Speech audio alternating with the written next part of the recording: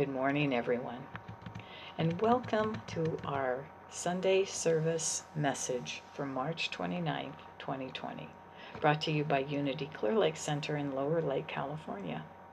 The title of today's message is Being an Overcomer. 2 weeks from today, we're going to be celebrating Easter, and so for the next 2 weeks, for our daily inspirational messages, I'm going to be taking passages from the book Keep a True Lent by Charles Fillmore. According to Charles, an overcomer is one who recognizes the truth of his being and is renewing his body, mind, and affairs by changing his thoughts from an old way of thinking to a new way of thinking and doing. So there's many levels to this overcoming. On the physical level, it could be the alcoholic who has overcome their urge to drink. It could be the overeater who has overcome their urge to eat. It could be the gambler or the smoker or who knows what, who has overcome their urges to do whatever it is that they've been doing. On another level, it's the person who is angry and frustrated most of the time, who finally really understands that happiness really is an inside job. It's their thinking that has them wrapped in the world that they've been experiencing. For the past 2 days, I've spoken about forgiveness of ourselves and forgiveness of others. Yet in forgiveness, there is something that we really do have to give up, that we have to overcome.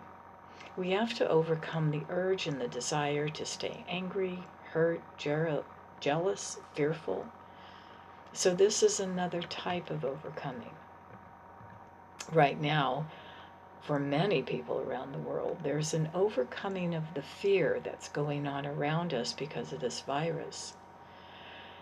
And yet, there's also another overcoming that's going on, and that's an overcoming of movement.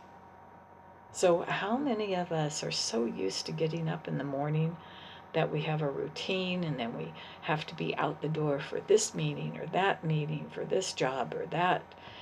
We're always constantly going and doing. But now we have to stay indoors and away from other people. So, how many people are now on Skype or Duo or Facebook or Zoom?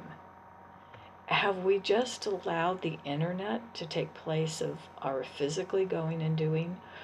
Or are we actually overcoming the urge to go and do and allow ourselves time to just sit and be?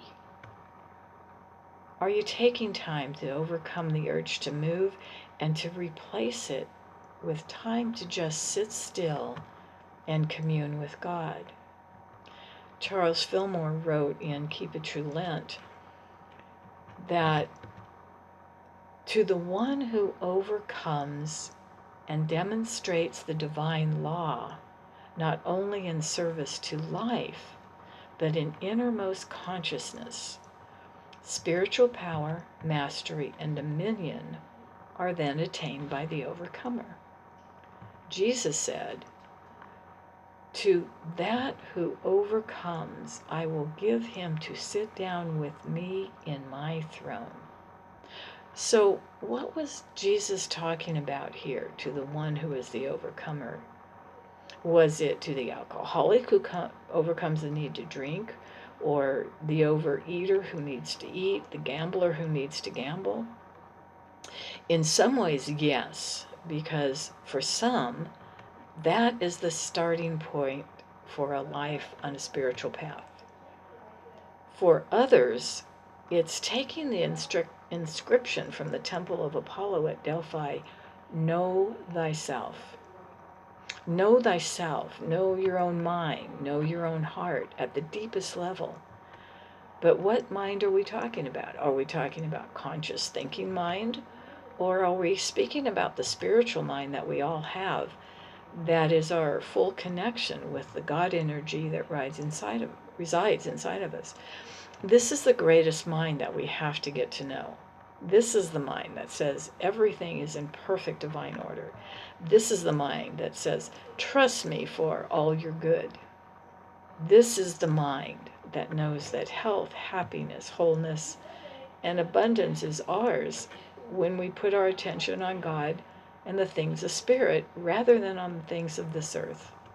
That is the true overcomer, the one who puts God first.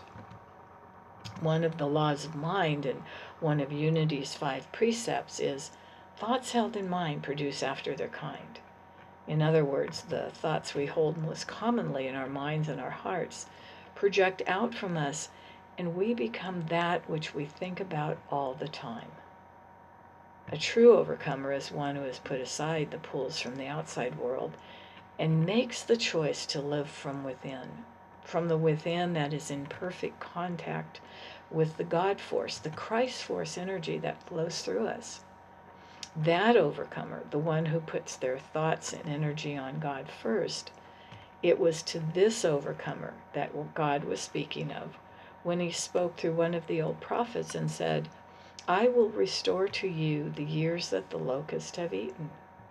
Charles Fillmore once wrote, no external condition or circumstance can hold man in bondage when he makes mental contact with God. We have many blessings. Begin to praise God for the abundance of all things, and your words will crack the omnipresent ethers, and good will flow to you from every direction. To me, I think that is an absolute awesome way of thinking about why we should make this contact with God, with that Christ force energy in us.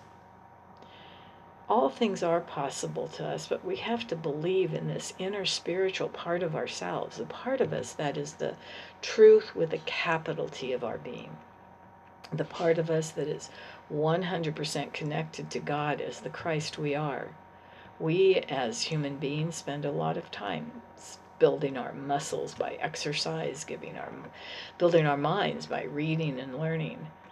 And now we're being given a chance to build our spiritual muscles and our spiritual minds by meditating and contemplating the Spirit of God within us.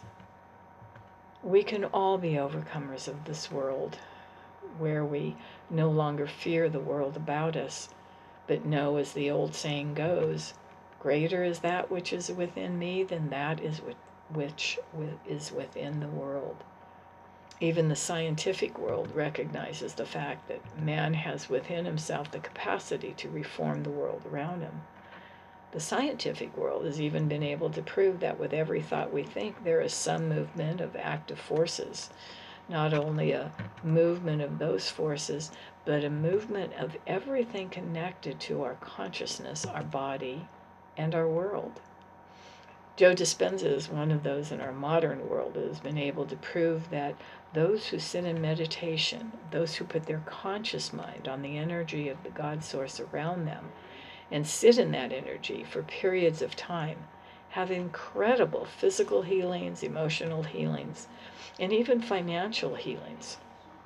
For those who are willing to do this, they are the overcomers. They are the ones that have been willing to overcome all of their beliefs of what could be and have been able to place their beliefs in a greater and higher possibility available to all of us. So, are you an overcomer? Are you willing to be one? Are you willing to take this time that has been forced upon us and look at it as a gift from God to give you the time and space to connect fully with that Christ energy inside of yourself and allow it to move into all areas of your body, your life, and your world? To whatever degree you choose to do it, I promise you, you will see a change in your own personal world. So I thank you once again for joining us today. If you feel moved to do so and would like to contribute financially to assist Unity Clear Lake Center at this time, you may send your offering to us at P.O. Box 755, Lower Lake, California, 95457. As always, I am today just reminding you that there is only one presence and one power active in the universe and in our lives. God the good, omnipotent. We love you, we bless you, we appreciate you, and we behold the Christ in you. Thank you for joining us. God bless.